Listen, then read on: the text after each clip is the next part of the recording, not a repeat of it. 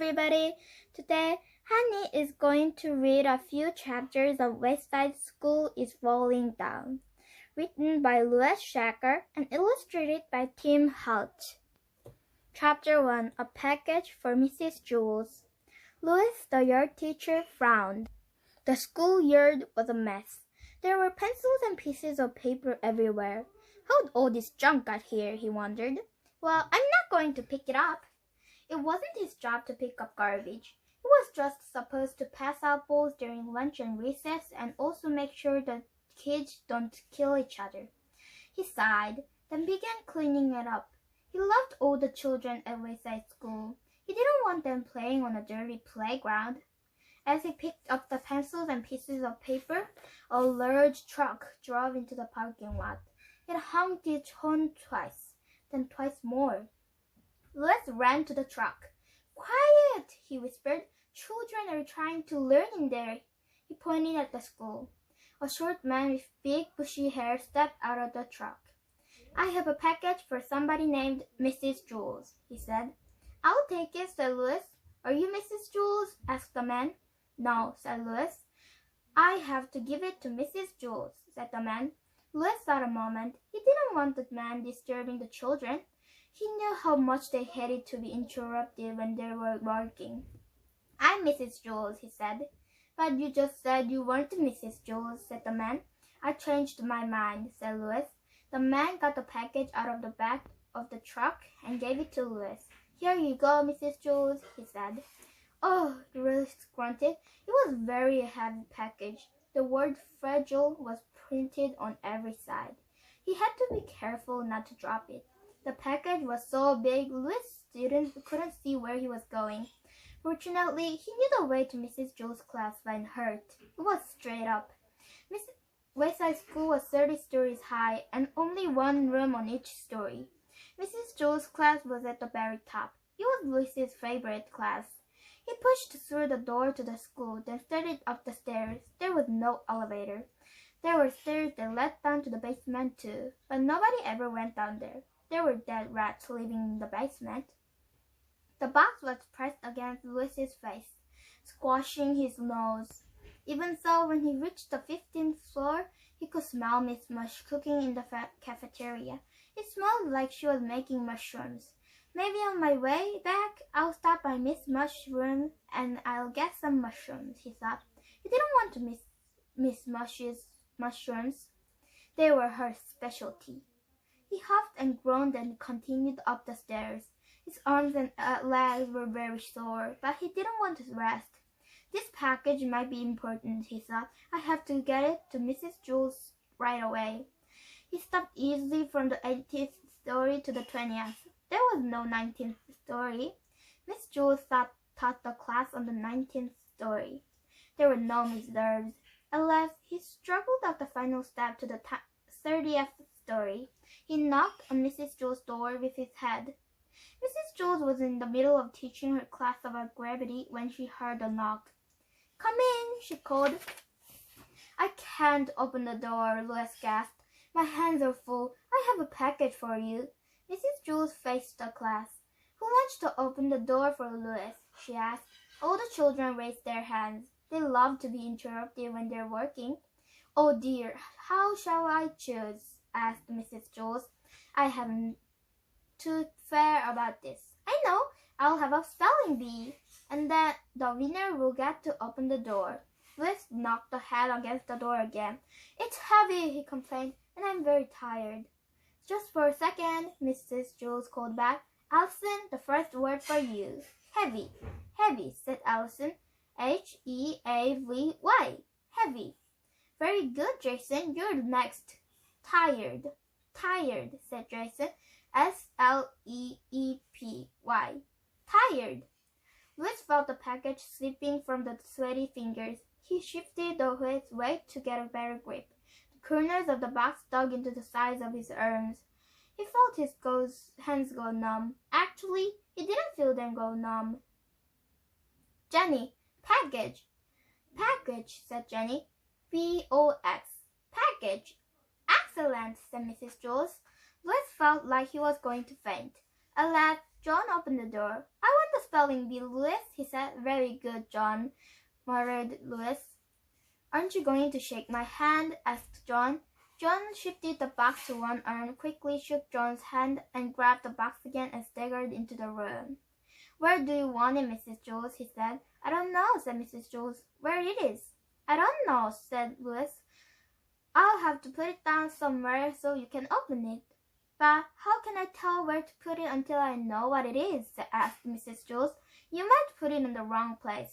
So Louis held the box as Mrs. Jules stood in one chair next to him and tore open the top. His legs wobbled beneath him. It's a computer, exclaimed Mrs. Jules. Everybody booed. What's the matter? Said Louis. I thought everybody loved computers. We don't want it, Louis, said Eric Bacon. Take it back, Jack, said Terence. Get the piece of junk out of here, said Marcia. Now, don't get that way, said Mrs. Jules. The computer will help us learn. It's a lot quicker than a pencil and paper. The quicker we learn, the more work we have to do, complained Todd. You may set it over there on the computer, Louis, said Mrs. Jules. Louis set the computer on the counter next to Cherry's desk. Then he collapsed on the floor. Now watch closely, said Mrs. Jules. Everybody gathered around the new computer. It was a full-color monitor and 2 wrist desks. Mrs. Jules pushed it out to the window. They all watched it fall and smash against the sidewalk. See, said Mrs. Jules, even that's gravity. Oh, now I get it, said Joe. Thank you, Louis, said Mrs. Jules. I've been trying to teach them about gravity all morning. We have using pencils and pieces of paper. But the computer is a lot quicker. Chapter 2. Mark Miller. Mrs. Jules rang her cowbell. I would like to meet Mark Miller, she said. He and his family just moved here all the way from Macedonia. Everybody stared at the new kid. He stood at the front of the room. His knees were shaking. He hated having to stand in front of the class. It was as Mrs. Jules had brought him for the show and tell. He felt like some kind of weirdo. He just wanted to sit at a desk and be like everybody else. But worst of all, his name wasn't Mark Miller. He was Benjamin Nashmat. Then he had moved from Hambleton, not Macedonia. But he was too scared to mention that to Mrs. Jules. He was afraid to correct the teacher. Why don't you tell class a little bit about yourself, Mark? Suggested Mrs. Jules. Benjamin didn't know what to say. He wished he was really Mark Miller. Mark Miller wouldn't be scared, he thought. It was probably not to say. Everybody would like him. Nobody would think Mark Miller was weird. Well, I guess we'd better find you a place to sit, said Mrs. Jules. She put him at the empty desk between Todd and Bibi. Hi, Mark, said Todd. I'm Todd. You like Mrs. Jules. She's the nicest teacher in the school. Todd, no talking, said Mrs. Jules. Go write your name on the blackboard under the word discipline. Hi, Mark, said Biddy. I'm Bibi Gunn. Hi, Benjamin said quietly. He decided he had to tell Mrs. Jules his real name at recess. He cringed. He didn't know why, but for some reason he had trouble saying his own name. What's your name, little boy? An adult would ask him. Benjamin Nashmat, he'd answer. What? Benjamin Nashmat. What? Benjamin Nashmat. What? Benjamin Nashmat. What? Benjamin Nashmat. Oh, nice to meet you, Benjamin. He never knew what it was made by a person suddenly understand. When the bell rang for recess, everybody surged out of the room. Benjamin slowly walked to Mrs. Jules' class. Somehow, he had to tell her. Mrs. Jules was sporting papers. Oh, hello, Mark, she said. How are you enjoying your class so far? Fine, said Benjamin. Good, I'm glad to hear that, said Mrs. Jules. Benjamin shrugged, then walked out of the room. If I had told her name, she would have thought I was weird not telling her sooner, he realized. He stood at the top of the stairs and looked down. Recess was only 10 minutes long. It didn't seem worth to go all that way down and come all the way back up. He didn't have any friends down there anyway. He had never been more unhappy in his whole life. He sat on the top step. Mark Miller, he said out loud. It was an easy name to say. Mark Miller probably have lots of friends by now, he thought. Suddenly he heard a low rumble. Then the stairs began to shake. It felt like an earthquake. The whole stupid school is going to fall over, he thought. He put his head between his knees. The rumbling got worse. I'm going to die and nobody will know who I am, he worried. The new kid, Mark Miller, the weirdo. But it wasn't an earthquake. It was just all the kids running up back their stairs. Hey Mark, why are you sitting that way? Asked Didi. You look funny, said Ron. Benjamin looked up. How come you weren't at recess? Asked Jason. We looked everywhere for you. Couldn't you find at the playground? Asked Calvin. It's just straight down, said the baby. You can't miss it.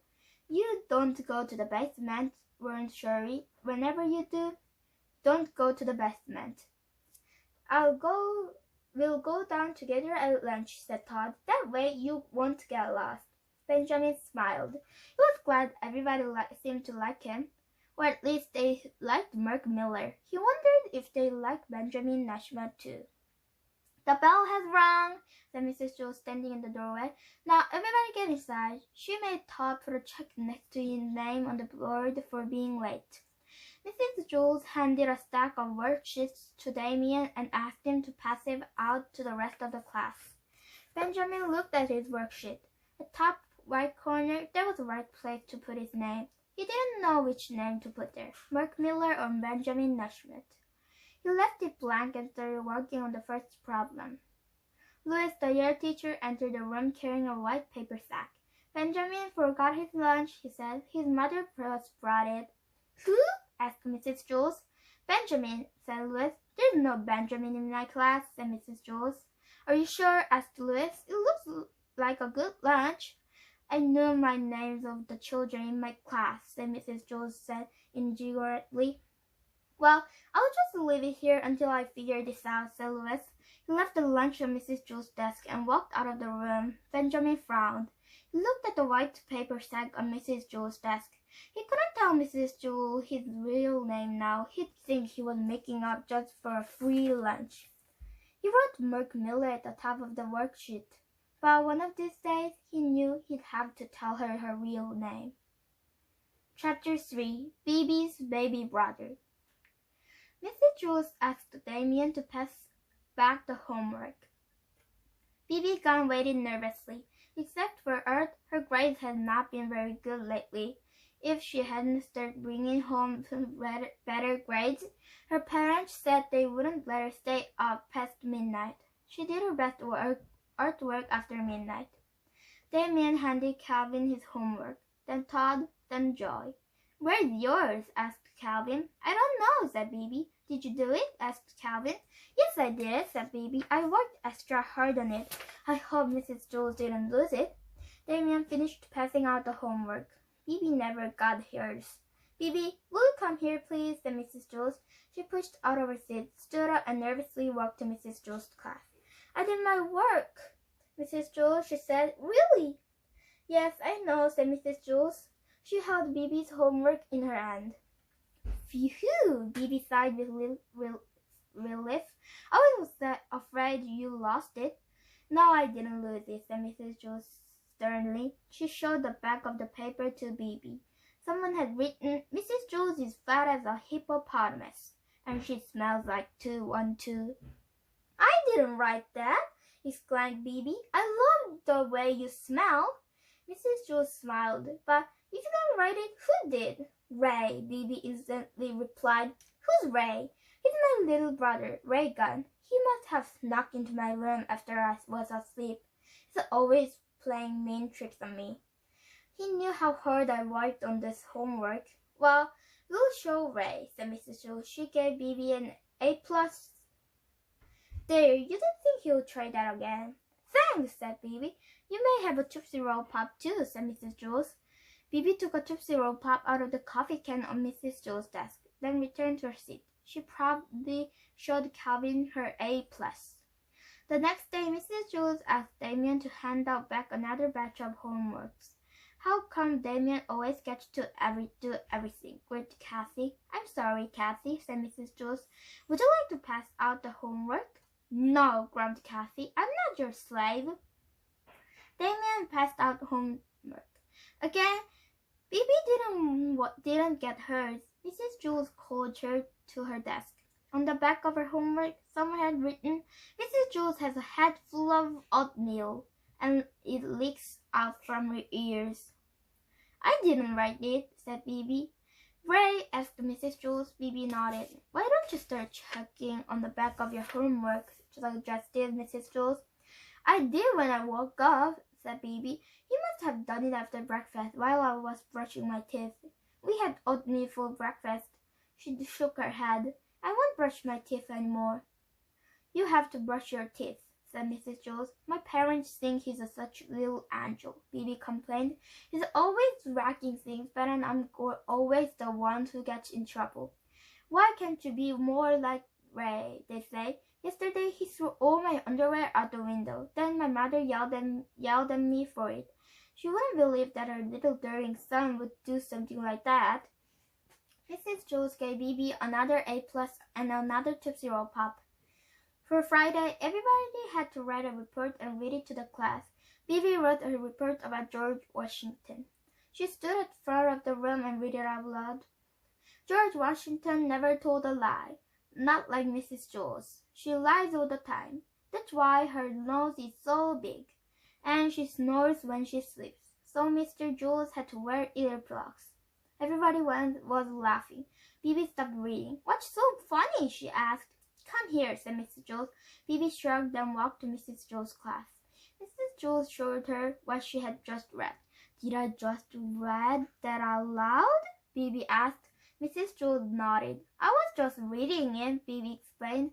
I wasn't listening. It was Ray again, wasn't it? Asked Mrs. Jules. It had to be, said Bibi. Yesterday he put my toothpaste in my socks. Then my mother got mad at me for making a mess and wasting toothpaste. Bibi got an A+ on a report and another Tootsie Roll Pop. After school, Mrs. Jules called Bibi's mother on the phone. Hello, Mrs. Gunn. This is Mrs. Jules from Wayside School. What's Bibi done now? Asked Mrs. Gunn. Bibi hasn't done anything wrong, said Mrs. Jules. She's a wonderful girl. Well, what a surprise, said Mrs. Gunn. She's always causing trouble at home. I wanted to talk to you about that, said Mrs. Jules. I think you're being unfair to Bibi. I think she's often gets into trouble when really Ray is to blame. Ray? Asked Mrs. Gunn. Yes, I know you think he's a perfect angel, said Mrs. Jules, but some children can be angels on the outside and devils underneath. Yes, that sounds like Bibi, said Mrs. Gunn. I'm not talking about Bibi. I'm talking about Ray. Ray? Asked Mrs. Bibi's mother. Who's Ray? Chapter 4. Homework. Mrs. Jules had teaching the class about fractions and decimals. She explained that 0.5 was the same as 1.5. Mac raised his hand. Mrs. Jules pretended not to see him. Ooh, ooh, Mac groaned as she stretched his hand so high that it hurt. Mrs. Jules pretended not to hear him. Jenny raised her hand. Yes, Jenny, said Mrs. Jules. Glad to call you on anyone beside Mac.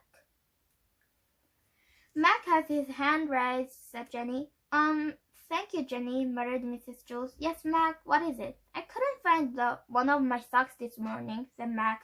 Man, I looked everywhere. In my closet, in the bathroom, in the kitchen, but I just couldn't find it. I asked my mother, but she hadn't seen it either. That's very interesting, Mac, said Mrs. Jules patiently. But what goes that to do with the decimals? Because, said Mac, I only could find half of my socks. All right, said Mrs. Jules. Does anybody else have a question about decimals? Yes, John. Did you look under the bed? Asked John. That was one of the first places I looked, said Mac, but it wasn't there. Did you check the dirty clothes? Asked Ron. Maybe it wasn't whenever washed. I checked, said Mac. Did you have a dog? Asked Bibi. Maybe your dog took it. No, my dog doesn't wear socks, said Mac. Why didn't you just put on a different sock? Asked Allison. Even if it doesn't match. I thought of that, said Mac. See, but then I wore a sock that didn't match. I'll be left with only one sock that color for tomorrow. And then, if I wore the socks, I'll have to wear a sock that didn't match with it. And so on for the rest of my life. I would never wear matching socks again. Well, that be as it may, said Mrs. Jules. We really need to get back the decimals. Yes, Stephen? Once I had both my socks on, said Stephen, but I wasn't wearing my shoes. My mom had just waxed the floor, too.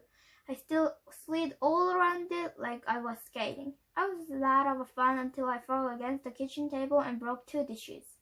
Then I got in trouble. What's that go with my socks? Meg asked impatiently. Stephen shrugged. Did you ever find your other sock? Asked Leslie. Yep, said Meg, but you'll never guess where. In the refrigerator. He held his arm in bewilderment. How did it get there? No one knew. See, here it is, said Meg. He climbed on the top of his desk so everyone could see his feet. He pointed his left foot and said, This is the sock I had from the beginning. He pointed to his right foot and said, This is the sock I couldn't find. His socks were red with gold lightning bolts down the side. Ooh, hot socks, said Marcia. No, it's cold after being in the refrigerator, said Mac, still standing on top of her desk. I made up a song too, while I was looking for it. Do you want to hear it? He sang. I got one sock, looking for the other. One sock, looking for each brother. When I find the sock, I'll tell you what I'll do. I'll put it on my foot and I'll stick it in my shoe. The bell rang for recess. Since we didn't finish the arithmetic lessons of Mrs. Jules, you'll have to do the rest for it as homework. All the kids groaned as she headed outside. After recess was science. Mrs. Jules was teaching the class about dinosaurs. She told the class that there was 2 types of dinosaurs. She told the class those were meat and those were only vegetables. You mean like broccoli? asked Rondi. I don't think they had broccoli back then, said Mrs. Jules. Just as there were different kinds of animals back then, there were also different kinds of vegetables. Mac raised his hand. Mrs. Jules pretended not to see him. Ooh, Mac groaned. He looked as he was going to explode. Mrs. Jules pretended not to hear him. She called on Myron. Mac has his hand raised, said Myron. Thank you, Myron, muttered Mrs. Jules. Yes, Mac. My uncle grew the biggest watermelon you ever saw in your whole life, man. It was huge. It was so heavy I couldn't even lift it. Well, Mac, what does this have to do with the dinosaurs? Asked Mrs. Jules. Because that must have been the kind of watermelon the dinosaurs ate, said Mac. Did you eat it? Asked DJ. Not all of it, Mac shaking his head. Phew, it was too big for me. And I love watermelon. What did you taste like, said Marcia? Delicious, said Mac, but lots of seeds. You shouldn't eat the seeds, otherwise a watermelon might grow inside your stomach. I once heard about a lady who was fat that everyone thought she was going to have a baby, but she wasn't have a baby. She had a watermelon. Was it a boy or a girl? Asked Joy. Everyone laughed. Mrs. Jules never finished the lesson about dinosaurs, so she had to assign it for homework. After school, Mac walked home with the girlfriend Nancy. Nancy's class was on the 23rd floor of the Wayside. Mac carried his arithmetic book, his science book, his reading book, his language books, and his spelling book. Nancy didn't have any books. I'll carry your books for you, Mac, she offered. Mac gave Nancy his books. Don't you have any homework? He asked. She shook her head. Man, it's unfair, said Mac. Mrs. Jules assigned more homework than any other teacher in Wayside School. Chapter 5. Another story about socks. Shirley brought a hobo to school for show and tell. They stood side by side at the front of the room. This is a hobo, said Shirley. I found him on the way to school. Ooh, how neat, said Mauricia. The hobo had long dirty hair and a scraggy beard. His shirt was covered with stains. His pants had lots of colorful patches. His coat were too big for him, but it wasn't as big as Sherry's coat. Sherry was a little girl, but she wore the biggest coat in all of Wayside School. The hobo wore black shoes that also looked like they were too big for him, but that might have been because he wasn't wearing any socks. Tell the class about your hobo, said Mrs. Jules. His name is Bob, said Sherry. I heard him ask a lady for spare change. The lady told him to take a bath, and I tried to give him a quarter, but he said he never took money from kids. He liked kids a lot. He said he was once a kid himself. Does anybody have questions that you'd like to ask Hobo Bob? Asked Mrs. Jules. All the children raised their hands. The hobo looked around the room. Yes, you, she said, pointing at Jason. Where's the last time you took a bath? Said Jason. I never took baths, said the hobo. Oh, wow, said Jason. You're lucky. What about a shower? Asked Myron. I just walk outside in the rain, said the hobo. When it rains, I have to go inside, complained Myron. Where do you live? Asked Joe. All over, said Bob. In the winter, I jump on a southbound train and ride until it's warm enough to jump off. In summer, I go north, where it's not too hot. Now you come not wearing any socks, said Lassie. I don't believe in socks, said Bob. Yes, the boy in the green shirt. Were you really a kid once before? Asked Todd. Yep, said Bob. Did you get in trouble or not? Asked Todd. No, I never get in trouble, said Bob. Todd smiled and nodded his head. Did you have to pull girls' pigtails? Asked Paul. Of course, said Bob. Who doesn't? Did you like ice cream? Asked Marcia. I loved it, said Bob. What was your favorite subject? Asked Jenny. Spelling, said the hobo. Spelling? Exclaimed Jenny. I hate spelling. I once came from first place on spelling bee, but all of the children in my school, Bob said proudly. Well, how come you became a hobo? Asked Damien. I mean, if you're such a good speller. I'm not sure, said Bob. When you grow up, you're supposed to turn into something. Some kids turn into dentist, others turn into bank president, but I didn't turn into anything, so I became a hobo. Did you ever try to get a job? Asked Calvin. I tried, said Bob, but nobody would hire me because I didn't wear socks. So why don't you wear just socks? Asked Eric Fry. I told you, I don't believe in socks. Yes, the girl with the cute front teeth. Rondi lowered her hand. She was missing her two front teeth. What do you eat? She asked. Mulligan stew, said Bob. My friends and I collect scraps of food all day, and then we cook it up in a bake pot and share it. It's always different, but it's very tasty. What is called mulligan stew? Said Stephen. There was a hobo named Mulligan, said Bob. He made the first mulligan stew. Was it a good cook? Asked Todd. No, he was eaten by cannibals. Yuck! Everybody said together, except for Dana, who was very confused. He thought that Bob had said it was eaten by cannibals. Allison raised her hand. Can't you just wear socks even if you don't believe in them? She asked. Socks! Bob shouted so loud it scared everybody. Is that all you kids ever talk about? Socks, socks, socks. Albert Einstein didn't wear any socks. Why shouldn't I? Who's Albert Einstein? Asked Eric Owens. Mrs. Jules answered the question. She said Albert Einstein was the smartest man who ever lived. Was it a hobo? Asked DJ. No, he was a great scientist, said Mrs. Jules. Why didn't Albert Einstein wear socks? Asked Joy. Because socks make you stupid, said Bob. It's not true, said Mrs. Jules. Albert Einstein was just too busy thinking about the big important things to remember to put it on his socks. Maybe, said Bob, but remember I told you I won the school spelling bee? Well, that day I won it. I forgot to wear socks. Think about it.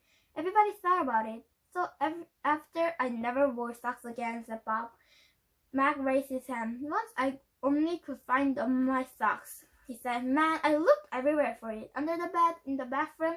You'll never guess where I finally found it. In the refrigerator, said Bob. Mac's mouth dropped open. How'd you know? Beck shrugged.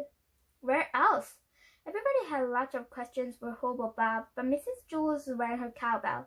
Show and tell is over, she announced it. Let's all thank Bob. Thank you, Bob, everybody said together. You're welcome, he replied. Did you know the way of the school? Asked Shuri. I'm not sure, said Bob. Just go straight down to the stairs, said Shuri.